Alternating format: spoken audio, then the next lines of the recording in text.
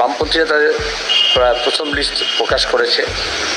এবার কংগ্রেস দলের সঙ্গে আমাদের চূড়ান্ত পর্যায়ে আলোচনা আজকালের মধ্যে হয়ে যাবে। আইএসএফের সঙ্গে আমাদের দফায় কথা হয়েছে। নমস্কার বন্ধুরা, ডাব্লিউবি গুড নিউজের সকলকে জানাই স্বাগতম। 2024 লোকসভা কংগ্রেস এবং আইএসএফ জোটের 26টি লোকসভা কেন্দ্রের প্রার্থীর তালিকা ইতিমধ্যেই অর্থাৎ প্রথম দফায় বামফ্রন্ট অর্থাৎ 16টি লোকসভা আসনের ঘোষণা করেছেন। তো এবার অর্থাৎ বাম কংগ্রেস এবং আইএসএফ মিলিতভাবে 26টি লোকসভা আসনের প্রার্থী তালিকা ঘোষণা করতে চলেছে। তো সম্ভাব্য যে নামগুলি অর্থাৎ 2024 সালে উঠে আসছে 26টি লোকসভা আসনের মধ্যে, সেই নামগুলি আমরা জেনে নেব। তো ভিডিওটি শুরু করার আগে সবার কাছে ছোট্ট রিকোয়েস্ট, চ্যানেল নতুন হলে চ্যানেলটি অতি অবশ্যই সাবস্ক্রাইব করে রাখবেন সবার আগে আপডেট পাওয়ার জন্য। তো প্রথমেই আমরা জেনে নেব কংগ্রেস দলের 10 জন প্রার্থী কারা হতে চলেছে। প্রথমে শুরু করব মালদা উত্তর থেকে প্রার্থী হওয়ার সম্ভাবনা রয়েছে ঈশা খান চৌধুরী অর্থাৎ কংগ্রেস প্রার্থী। লোকসভা কেন্দ্র রায়গঞ্জ লোকসভা কেন্দ্রে কংগ্রেস তরফ থেকে প্রার্থী হতে পারে আলী রহমান রমাজ। পরের লোকসভা কেন্দ্র মুর্শিদাবাদ লোকসভা কেন্দ্রে কংগ্রেসের তরফ থেকে প্রার্থী হতে পারে 2024-এ আবু হেন। পরের লোকসভা আসন বহরমপুর কেন্দ্রে কংগ্রেসের তরফ থেকে প্রার্থী হতে পারে অধীর রঞ্জন চৌধুরী। পরের লোকসভা কেন্দ্র পুরুলিয়া আসন থেকেও কংগ্রেস প্রার্থী দেওয়ার সম্ভাবনা রয়েছে নেপাল মাহাতোকে।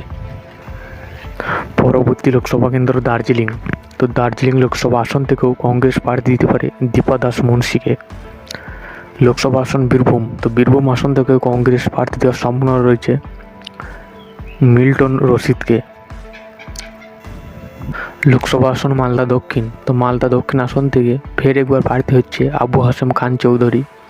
তো এই আসন থেকে আইএসএফ প্রার্থী দেওয়ার সম্ভাবনা রয়েছে আলী কালী মোল্লাহকে অর্থাৎ মালদা দক্ষিণ থেকে। তো দুটি নাম কিন্তু উঠে আসছে আইএসএফের তরফ থেকে এবং কংগ্রেসের তরফ থেকে। পরের লোকসভা কেন্দ্র বসিরহাট লোকসভা কেন্দ্রেও আইএসএফ প্রার্থী দেওয়ার সম্ভাবনা রয়েছে। এই আসন থেকে আইএসএফের প্রার্থী হওয়ার সম্ভাবনা রয়েছে কুতুবউদ্দিন ফতেহি এবং কংগ্রেসের তরফ থেকে প্রার্থী হওয়ার সম্ভাবনা রয়েছে নিরাপদ সর্দার অর্থাৎ বসিরহাট লোকসভা কেন্দ্রে মথুরাপুর লোকসভা কেন্দ্রে আইএসএফের পক্ষ থেকে প্রার্থী হওয়ার সম্ভাবনা রয়েছে মেঘনাথ হালদার। লোকসভা আসন বারাসাত লোকসভা কেন্দ্রে আইএসএফের পক্ষ থেকে প্রার্থী হতে পারে তাপস ব্যানার্জি। উলুবেড়িয়া লোকসভা আসন থেকে আইএসএফের পক্ষ থেকে প্রার্থী হতে পারে নাসিরউদ্দিন মীর। এছাড়া মুর্শিদাবাদ আসন থেকেও আইএসএফ প্রার্থী দিতে পারে হাবিব শেখকে এবং শ্রীরামপুর লোকসভা আসন থেকেও আইএসএফ প্রার্থী ঘোষণা করার সম্ভাবনা রয়েছে শামসুর আলী মল্লিককে। লোকসভা কেন্দ্র ঘাটাল লোকসভা কেন্দ্রে জোটের পক্ষ থেকে অর্থাৎ সিপিআইএম প্রার্থী হতে পারে জীবেশ সরকার। লোকসভা আসন কলকাতা উত্তর। পরবর্তী লোকসভা কেন্দ্র কাঁথি লোকসভা কেন্দ্রে জোটের তরফ থেকে প্রার্থী হতে পারে অর্থাৎ সিপিআইএম পার্টির তরফ থেকে পরিতোষ পট্টনায়ক।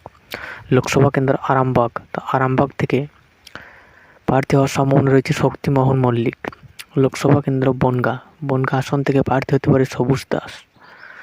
লোকসভা কেন্দ্র জঙ্গিপুর আসন থেকে এখনো পর্যন্ত কোনো প্রার্থীর নাম উঠে আসেনি। লোকসভা কেন্দ্র রানাঘাট থেকে প্রার্থী হতে পারে রমা বিশ্বাস। লোকসভা কেন্দ্র পশ্চিম বর্ধমান আসন থেকে প্রার্থী হতে পারে মীনাক্ষী মুখার্জি। লোকসভা আসন ঝাড়গ্রাম আসন থেকে প্রার্থী হতে পারে লক্ষ্মীকান্ত হাঁসদা। লোকসভা আসন ব্যারাকপুর আসন থেকে প্রার্থী হতে পারে গার্গী চ্যাটার্জি। তা আপনারা অবশ্যই কমেন্টে জানিয়ে দেবেন।